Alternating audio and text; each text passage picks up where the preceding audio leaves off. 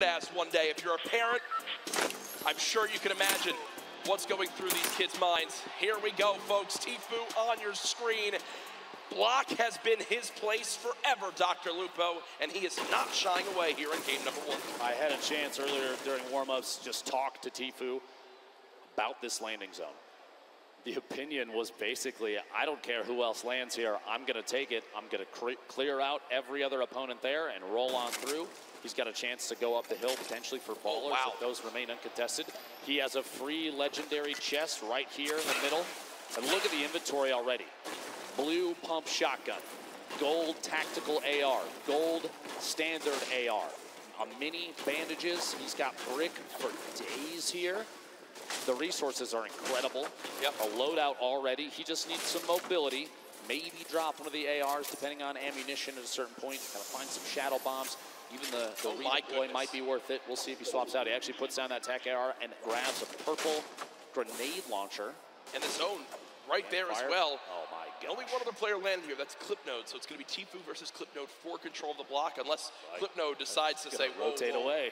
I've got a lot of respect for that gameplay. He knows block as well. Clipnode always landing here too. Will go ahead and fall away. And folks, I think as a sign of respect for Tfue as a player, they have forfeited the rest of block to this man, as he's already at 190 total HP and a fantastic inventory. Rotating here towards Fatal Fields. Class on your screen. Bucky there as well. Class currently with a little bit of a mixed inventory, but this is what we talked about yesterday. If you play Fortnite, you know that in the Fatal Fields core maze, there is loot. Well, guess what? Just floor spawns all over. Typically, you and I, I'm sure, Ben, break all the corn 100%. down. We farm it on up. These players know the exact route of where the loot is while it's hidden in the corn because they've studied this area of the map so much. It's the little things that make the biggest differences. Class right now looting, and no one has any clue where he is. Bucky in the long barn, grabbing. There's 2 chests spawn here, plus any of the floor loot possible along the way.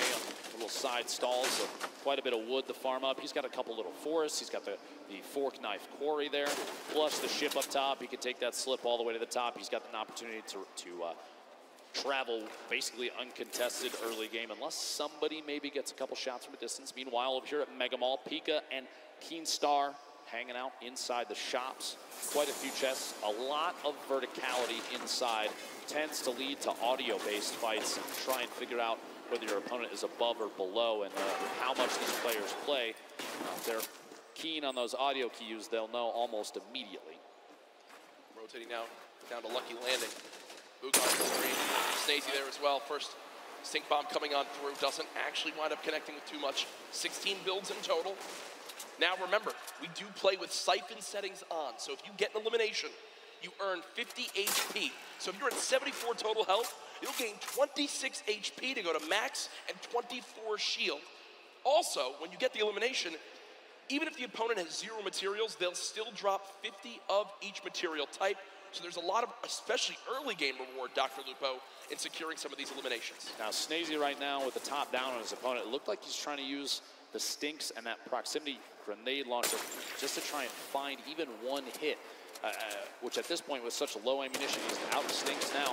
He still has the 3 proxy grenade launcher shots. He's kind of burning through resources. I was going to say, he sees those grenades. I was thinking exactly that, yep. Well, just trying to find a bead at this point. He knows, based on the audio, Bugha is rotating back and forth in this little brick tunnel underneath. No tags quite yet, minus a little bit of HP with the stink earlier. Snazy still has the high ground here. Not a ton of materials, 18 builds. At some point, he's going to have to opt to either push this or rotate away, and now might be the time to rotate away, unless Bugha's going to push from behind. We'll see here. Big up. Oh, wait, actually, not even an upgrade. Never mind, he already has a gold combat number 4 slot there. Snazy, Bugha separating from each other a little bit, not necessarily pressuring. Early game pressure at game 1 of 6 for the World Cup solos would be, could be pretty advantageous to get that siphon. He's looking for a shot, the heavy snipe. Work goes, and not quite enough. Bugha misses just behind as Snazy sneaks away on the higher floors of that north side building in Lucky.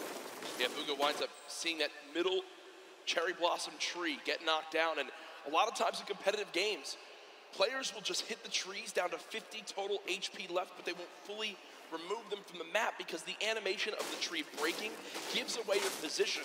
So if you want to make sure you stay a little bit more hidden in your games at home, only break trees down to 50 total health left and leave them. You'll get a ton of materials, but you'll also still remain as hidden as possible. Benji Fishy, a player with very high expectations for not only himself, but from the community here this weekend. Did play yesterday, I believe placed 14th with his duo, Mr. Savage. The first stink bomb comes on through, and with that damage, it looks like Benji Fishy wants a fight, but unfortunately does take 50 immediately from the back, and will go ahead and just give up his position for the moment. A little bit of frustration on his face, and I can't blame him. Shots as he's attempting to push a little bit on Nate right there. Pleasant Park still inside the safe zone, so moving away from this doesn't have to happen just yet. We'll see. Nate takes an opportunity, rotates all the way across to that treehouse building in the southwest corner. Meanwhile, southwest of the entire map, Crew not alone down here. A little bit of a build fight back and forth, and they are not inside the zone. 91 players remain right now. Only 9 have gone down. It's early in the game. It's going to stay very, very high in the player count. Crew may be waiting to see if that edit comes through. Doesn't quite. Storm waiting inside. We see this all the time. Just holding the edit inside the pyramid. Yep. He doesn't want to step out, potentially get shot. Rotate back down underneath and maybe check his other sides. Meanwhile, King led Wiki in a 1v1. King on the defensive. At this point, he might have the high ground. Oh my gosh, sneaks the shotgun shot in right before the ramp can go down. Oh, no. Okay. Oh, okay. No. And you see King, a little bit of a smirk right there yesterday when we had a little bit of a, maybe I guess you could say trash talk in the game. It was Skeptic who winds up going down to Mongrel Mitro. This time I think King will live to see another fight, but ooh, I like some of this little spiciness to kick off game number 1. He wins that fight with a quick wall retake and edit on through.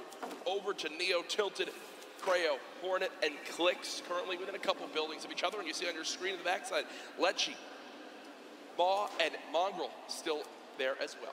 Flartmoy's rotating through, looks like on a ball on the backside. Real quick, we'll put the replay up of exactly how that played out. Storm here, stuck inside that box just moments ago. No. Oh, full send into the air and does catch the shots there. The burst SMG proving useful even midair. Burst SMG, probably not the exact item that players want, but still making use of it. Uh-oh, it's a corn fight. Dr. Lupo, you're used to this in Nebraska, as right now we've got like Rogue home Shark. for me, Jack. Yeah, this is, I mean, you've got a ton of skill in this one, as we see Rogue Shark currently dropping down the bandage for the moment.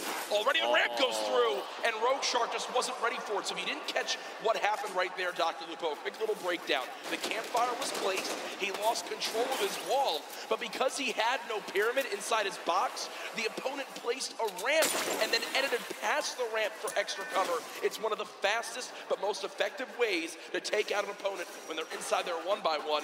Left Eye did just get an elimination.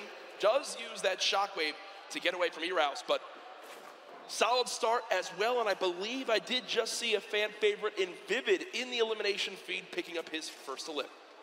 Storm starting to move. We have 56 seconds. My apologies before the next circle closes, and it is a big crunch to the center of the map. You might not be able to see in the bottom right there, but folks, it is just northeast centered from Neo Tilted. Everyone is going to get pushed together into the city.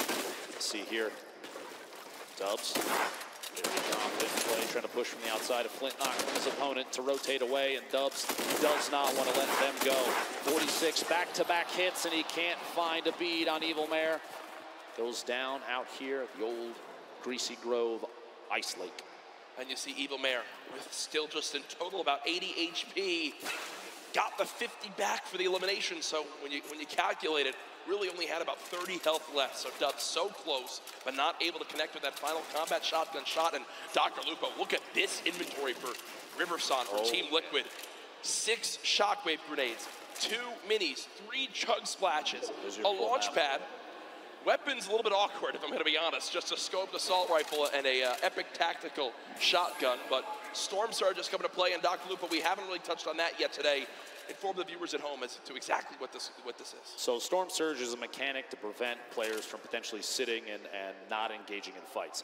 If there are a certain number of players at this point, when there's over 70, when the circle closes, people are going to start to take 25 damage every tick. That's every 5 seconds. Yep. Unless they are over the threshold for the amount of damage done. in the lobby. It's a way to encourage players to get engaged in fights without having to force anybody. You can't really just sit still the entire time. You've got to get engaged, get involved with what's going on. And it ends when we go below that threshold. Let's bring up this first threshold. You have to drop below 70 players. So Storm Surge will remain in play right now until 69 players is reached. You see Bugha with an elimination, Blaster with one as well.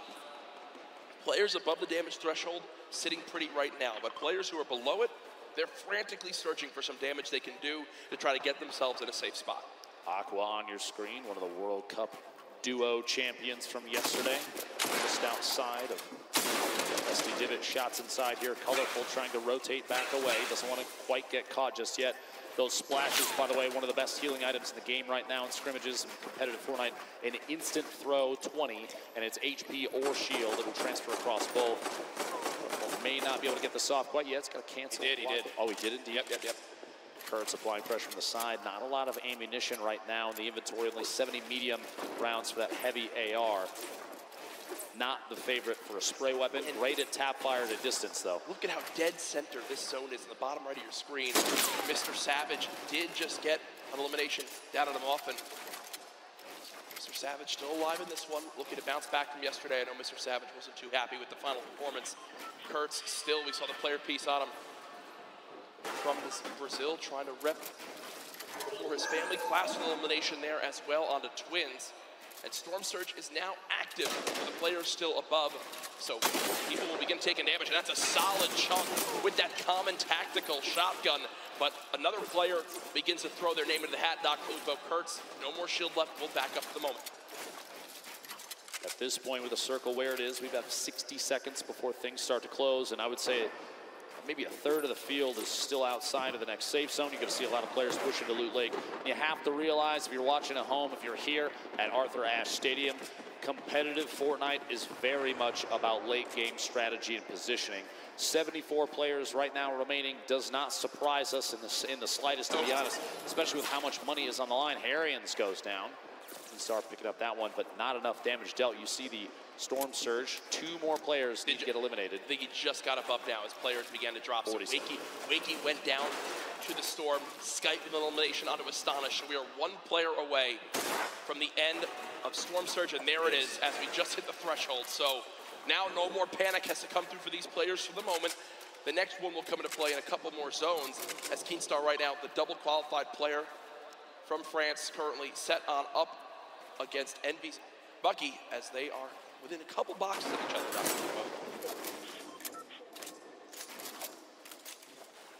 Just going to see exactly where things move through here. Just want to hold these edits and look out. No reason to apply too much pressure just yet. He's kind of waiting to see other players that may be around him rotating away, and that's exactly the play. Bucky, by the way, a player that we've seen competitive qualifiers. He actually spent some time talking to Hogman a lot to refine his gameplay and his drop. We've seen a big improvement since then. Good shout out to Hogman for helping Bucky out with that one. All the way here to the World Cup solo finals. Will he use one of the campfires in the inventory for 25 extra health? It depends on the play. If he's looking towards late game, he's going to try and hold on to those for a heal off potentially when that final zone starts to close. We'll have to see. A quick reminder, by the way, on the right side of your screen, a victory royale. The win is worth 10 placement points.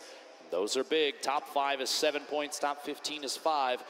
Top 25 is 3 points, and every single elimination for these players is an additional point. Here we go, the focus of the current map right now. A lot of players out here on the hill. Northeast side of Neo Tilted, actually a pretty good spot. You have multiple slips nearby. While those are still on, you have to remember those do turn off. Sky picking shots, I believe that's on DRG, just to the south. More pressure applied there. He's trying to sneak any shot he can through. Actually, it's challenged. Surprises me, doesn't go for the build there to protect and get a better spot. Wow, that's solid damage though. Just go for it. Solid damage, and look what's also on the ground right there. The legendary infantry rifle. Still can swap to that when needed. Right now, choosing to go with the spray weapon. This is a player that's close. We have a replay coming on in soon of Mega from FaZe, who played yesterday in the duos competition with Dubs. Dubs already dropped his cable. See how Mega plays this one. Gets in the opponent's box. 2 clean shots. And there it comes through, and near max materials, slurp juice as well as chug splashes will be sitting pretty with the inventory right there. The next zone did just pop on up, moving to kind of the eastern side of the current zone. And what we're seeing right now from Skite is Skite recognizes he's got extra materials back, so he's gonna run back, build out a little bit, grab the excess materials, and continue to tunnel with these mats. He's also juggling items over as well to still have the ability to use these whenever he would like to wish to in these next zones. Here's everyone on the map, a rocket being fired on the far side. Bizzle there still on your screen. Commandment, Epic Whale. Prisionero still boxed up in metal just outside the zone, and Stompy, who was one of the more dominant European players in the online qualifier, still in this one, but Zate was in the lead with Sap yesterday, 5 of the 6 games, but in the end, not able to close it out. As you see, just continuing to spray, is above the damage threshold. This next threshold of players, Dr. Lupo, 50. So we're about a minute away before it activates. Bizzle with elimination, though, down on the Stacey. At this point, too, you have a lot of players. Crunch is going to start to happen. Player count starting to dwindle. The loadout here in Zate's inventory, a single Shadow Bomb going to be used for rotation if he has to. Not quite yet, though. He's already in the next safe zone. That heavy sniper rifle we just saw moments ago, and he'll probably go for it again. He's going to knock out a wall and immediately swap to that legendary AR to try and take shots while the wall is gone, while the player may not be paying attention. This could be a big one right here. Immediate swap, a 69 shield pack, solid crit through the wall. They do box up, but it looks like at that moment he saw the box was being pressured from another player and decided to go for it. Keep in mind, here we go. Keep in mind, no healing for Zate, so you can see just how cautiously he's taking these fights. Oh, yeah. Also today in solos, there's no longer the threat, Dr. Lupo, of the double heavy sniper. Sure, we've seen solo players try to use it to their advantage by themselves, but it just is not the same effect. Lolboom, bottom right of your screen, Zate, top left of your screen, both with 2 eliminations so far, and here comes Storm Surge for players pushing on in. Not a threat for Lolboom as he's 409 above, but Karhu did just go down to that Storm Surge, so an unfortunate game number 1 there, and ooh, some free shockwave grenades to pick up. Dr. Lupo will be extremely useful in these rotating zones, and oh man, Lolboom is eating the stink bomb. 50 damage, Dr. Lupo. Terrible, terrible spot to be in for Lolboom. Lolboom, a solo Irishman, qualified for the World Cup here. Gonna have to push on through and try and make his way to the next safe zone. Multiple ballers on the outside. He might be able to grab that one in the water right there if he sees it when he pops out. Have to wait and see. Vivid on your screen. Evil Mare still there as well. Psalm rotating in. Multiple ballers still on the field. Look at that build. Look at the, yeah. Oh this is like a Fortnite World Cup apartment complex. You have countless players stacked in next to each other. Bizzle going for the edit reset, can't quite catch himself just yet. Bugha still making plays happen. A lot of people have him high up on the leaders, and here it is again. Yarkos with the elimination from earlier on, down onto Aqua, who obviously was our Fortnite World Champion yesterday in duos. Rough start in game number 1. Bizzle, one of the most consistent and winningest Fortnite pro players of all time, Dr. Lupo. When you say a veteran in Fortnite competitive, Bizzle is at the top of that list, but here's Yarkos again, now on the high ground after that first elimination down onto Aqua, looking for more right now as he's got ultimate high.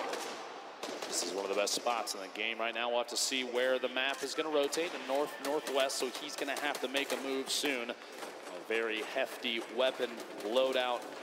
Not a whole ton of rotation. Does have the 2 launch pads, does have the redeploy, but those are going to leave you exposed up in the air. Little look back, King. Rotation here. The feed starting to light up. 38 players. Oh, yeah. And that count is going to go down, down, down. Zate eliminated by Left Eye. Colorful taking up another one out as well. King, 4 eliminations. You have to remember, placement points don't kick in until top 25, so he only has those 4. But those are 4 very, very big points. Here we go, the Storm starting to pressure players. You're going to see a lot of launch pads and redeploys coming to play, and those community movement mechanics like launch pads placed on the ground would be tough. A player actually just flew right through King's box. That could have been bad, Dr. Lupo. That could have been real bad. Maybe a trap play from either player. We'll have to see here. Benji Fishy in the feed taking another elimination. Top 35 now, Jacks. We're coming 30 seconds away from the next circle. And Mr. Savage trying to contest Rux for height as they both continue to build on up. Mr. Savage goes for the shot. Rux gives it up for the moment. So game one right now, the height goes to Mr. Savage, but there's still a ton of time left on the low ground right now. You've got Pika week, Class week, Fledermoy's week, Tuesday week as well. Mr. Savage has shot down Rux for the moment. He still continues to keep height. Yarkos, though, looking to challenge right now. 27 players left. Placement points about to come into play. Yarkos takes the ultimate high in the backside there. Riverside from Team Liquid flying across right to left of your screen. Multiple players. Ultimate low ground warriors down there, both in and out of ballers. Class looks like he might be a campfire in the middle of it. Mr. Savage. King! King had 7 limbs, and it's made it into placements. King absolutely the #1 performance so far in game one. 120 in total HP. Can he find us a limb? No! As the crowd erupts. Top 20 now, though, but King got the job done. There was 27 players left, Dr. Lupo. King eliminates the last 2 to make it a top 25 for the placement points. Huge plays there. Waylon Kurtz going down to the feed. What a shot and a quick edit swap there. Bugha showing why he's one of the most active Top 15. Players. Top 15. Mag with an elim. Your feed in the top left. One of the most important things to watch if you're looking for players' names. Here he's going to have to wait and bait players out. Movement now. Here it is. The Shadow Bomb for rotation. He's still got 2 more in his inventory, which this late in the game is huge. He does have the 3 Shockwave grenades as well, in case height needs to be taken, or even a long-range rotation. 8 players remaining. Jack Yarkos, 4 eliminations. Everyone in here getting those placement points. Beam from above and goes down. No builds. Going to be tough there. Saw him picking up that elim. Bugha, though, 5 right now moving forward. But not only that, 2 Shadow Bombs left, still with Shockwave grenades too. The #1 point we've seen in competitive Fortnite this weekend, when do you use the Shockwave to go for height? It's Sam currently on height. Bugha sees that. That was him taking a look for exactly where the player is. I think it's time, Dr. Lupo. No, Shadow Bomb will be used. Okay, so not quite doing it yet. Looking for a high ground. Yeah, I was looking to see. He's saving those. Don't you worry. I guarantee before too long, a player like this is going to make plays. Sitting the edge of the storm, the box up. He's going for edit shots. Big hit. My gosh. The outside. Bugha picking up his 6th elimination. Creo, Rux, Bugha all on the low ground. Bella EU. One player to Shockwave the height. It's still Sam up top. Still got it. Same floor as Creo. 1v1 up top. 1v1 on the bottom. Stuck in the box. Big hits. Back-to-back shots.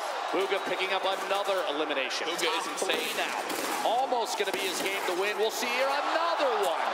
Can he find the 9th elimination and the first victory royale, the World Cup solos? Dr. Lupo, it might be time soon. It might be time soon. Bugha smiling. He's got the health advantage on Creo. Does. Folks, it might be time for the Shockwave play. Bugha could soar up into the sky. Go for it. Here it is. Shockwave to height. Shots coming in. No elimination yet for the first game victory royale. Oh my gosh. Confident play from Bugha.